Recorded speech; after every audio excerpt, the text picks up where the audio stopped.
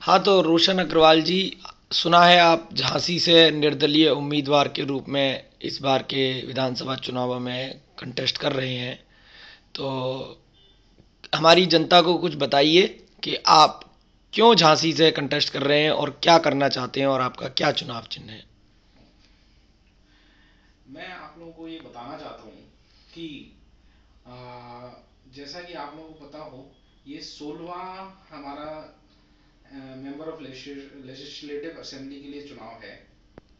और हम लोग के पिताजी और हम लोग 15वां चुनाव में अपने उम्मीदवार चुन चुके हैं, जिसमें कईयों बार कांग्रेस को चुना है, कईयों बार बीजेपी को चुना है, कईयों बार बीएसपी को चुना है और कईयों बार समाजवादी पार्टी को चुना है।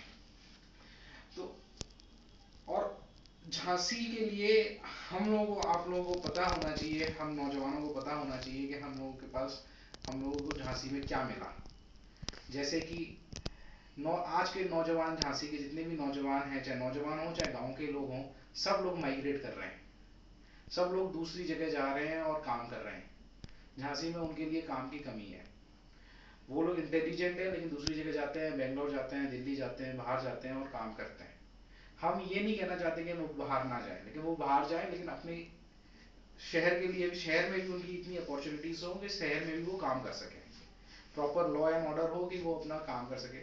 शहर सुंदर हो, अति सुंदर हो कि लोग बाहर से टूरिस्ट लोग आए और उस शहर को देखें।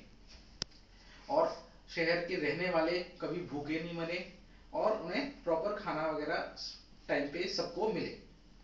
दूसरा, मैं आप लोगों को बताना चाहता हूँ कि मैं चुनाव क्यों लड़ रहा हूँ और मैं निर्दलीय चुनाव क्यों लड़ रहा हूँ। दोनों में अंतर है।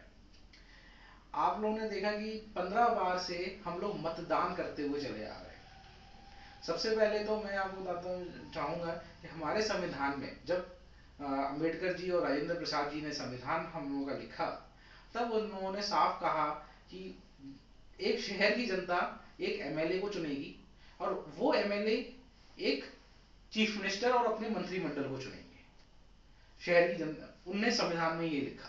उस संविधान में पार्टी सिस्टम का कोई उल्लेख नहीं था। उस समय 1951 के समय पार्टी का कोई उल्लेख नहीं था कि कौन सी पार्टी थी, क्या पार्टी नहीं थी, कोई पार्टी नहीं थी। जनता एक बंदे को चुनती थी और बंदा फिर मिनिस्टर को चुनता था।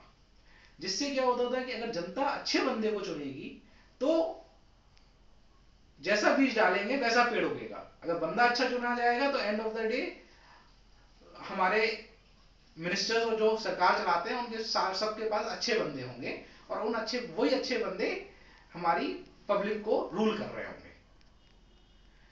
अब मैंने निर्दलीय क्यों भरा इधर से और मैं क्यों इधर उतरा हूं, मैं आपको बताना चाहूंगा। जब आप किसी पार्टी से खड़े होते हैं तो पार्टी वाला आपको पहले चुनता है और जनता आपको बाद में चुनती है।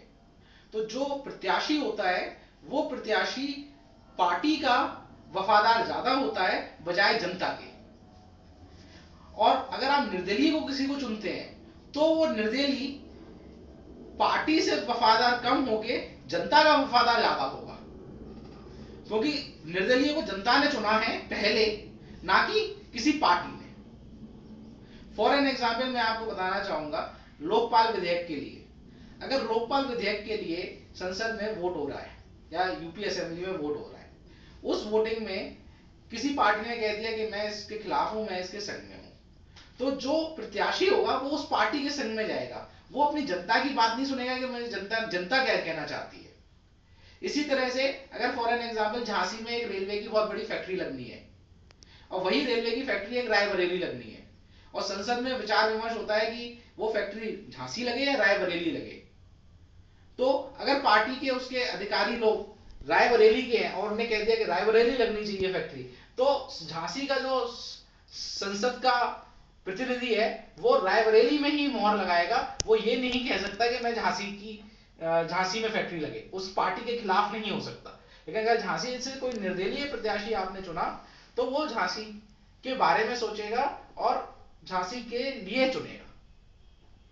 तो ये मैं आपको बताना चाहता हूं कि पार्टी से बड़ा प्रत्याशी है और प्रत्याशी से बड़ी डेमोक्रेसी है। डेमोक्रेसी का अर्थात जनता है। तो इसका मतलब सबसे बड़े पहले जनता आती है, जनता के बाद प्रत्याशी आता है, प्रत्याशी के बाद पार्टी आती है। और अगर पार्टी ने ढंग के आदमी को नहीं चुना है तो आपके पास पूरा हक है कि आप किसी भी इंसान को आप चुन सकते हैं।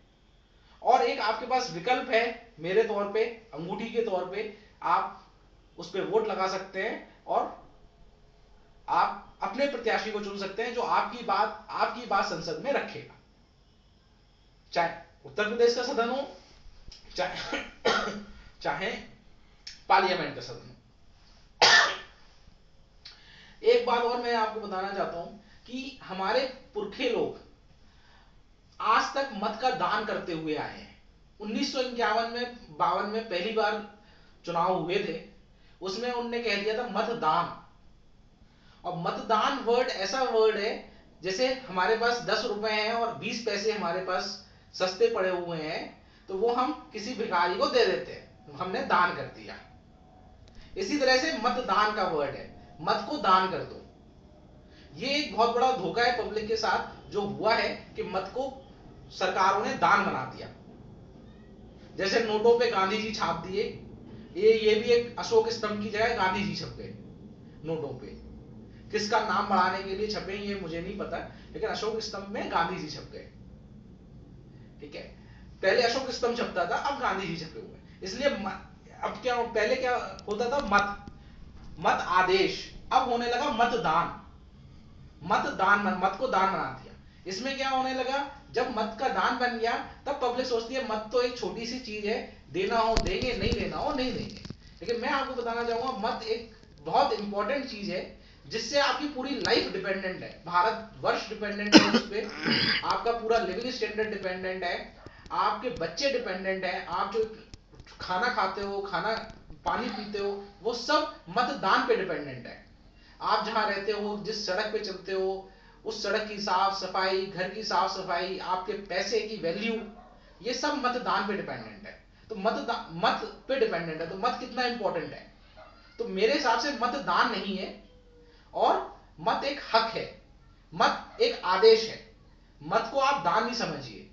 और हमारे पुरखों लोग मत का जो 15 बार से दान करते हुए आए हैं, उसका दान ना करके इस बार हम कसम लेंगे हम मत का उपयोग करें। मत का दान ना करें, मत का उपयोग करें।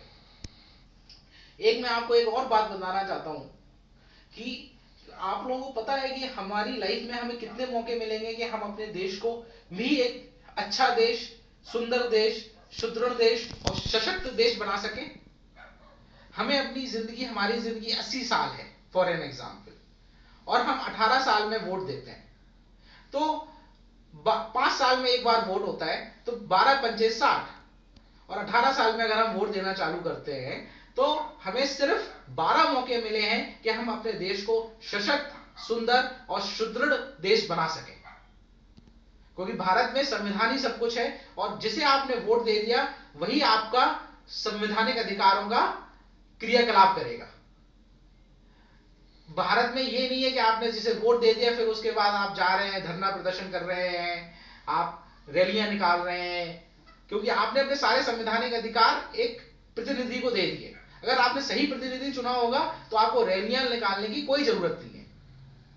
इसलिए जरूरत नहीं है क्योंकि प्रतिनिधि आपकी बात सुनेगा। अगर आपने गलत प्रतिनिधि को चुना होगा तो आपको भूख हड़ताल करने की भी जरूरत है, रैलियां निकालने की भी जरूरत है, और प्रोटेस्ट करने की भी जरूरत है। लेकिन अगर आपने सही प्रतिनिधि चुना होगा तो आपको कुछ करने की जरूरत नहीं है। तो वही मेरा कहने का मतलब है कि आपको और हमारे लोगों को सिर्फ भारत को सुधारने के लिए, सुदृढ़ बनाने के लिए, सशक्त बनाने के लिए और निडर बनाने के लिए 12 मौके मिले हैं। उन 12 मौकों में से कुछ मौके हमने गवा दिए, कुछ मौके हमारे पिताजियों ने पूरे 12 मौके यूज किए। आज अब हम ये कसम खाएं कि हमारे पास जो 12 मौके मिले हैं, उन 12 मौकों में हम अपने मत का सदुपयोग करें, मत का दान ना करके उसका उपयोग करें, और अच्छे प्रतिनिधि को चुनें।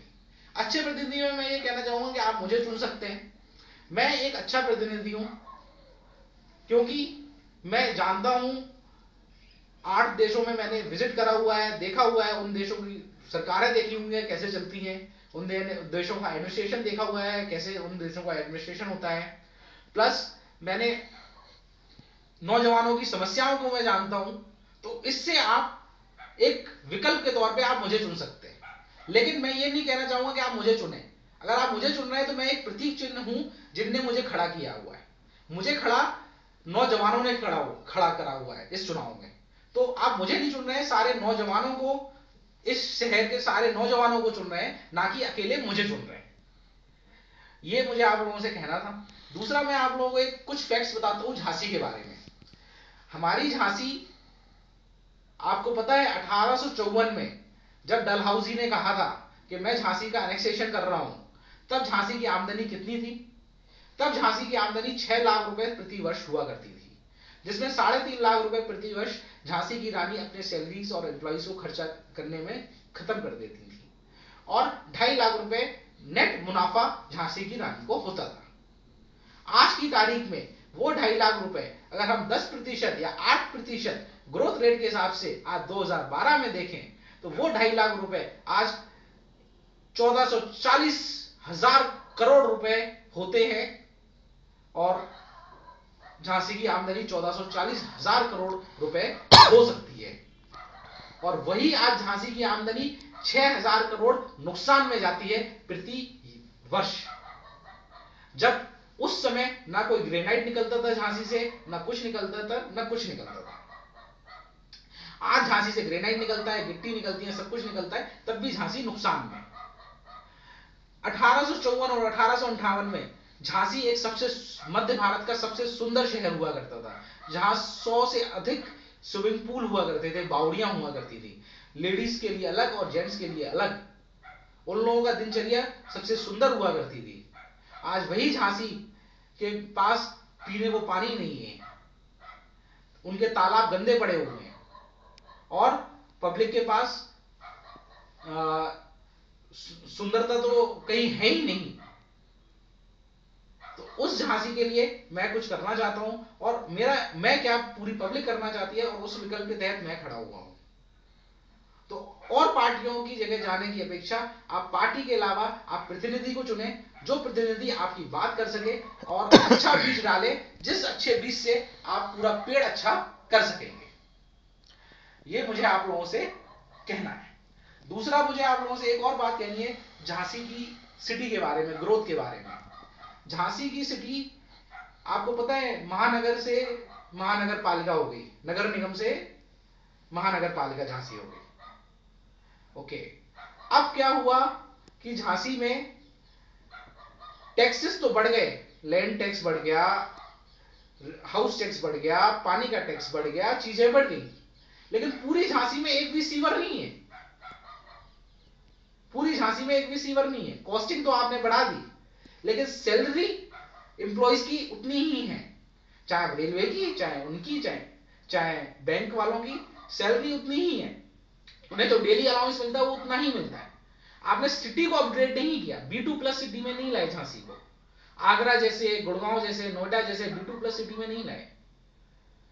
अब क्या हुआ, अगर B2+ सिटी में होती तो एम्प्लॉइज को सैलरी भी ज्यादा मिलती। अगर एम्प्लॉइज को सैलरी ज्यादा मिलती तो दुकानदारों के पास भी ज्यादा पैसा बाजार में आता, और ज्यादा पैसा बाजार में आता तो झांसी की तरक्की ज्यादा होती।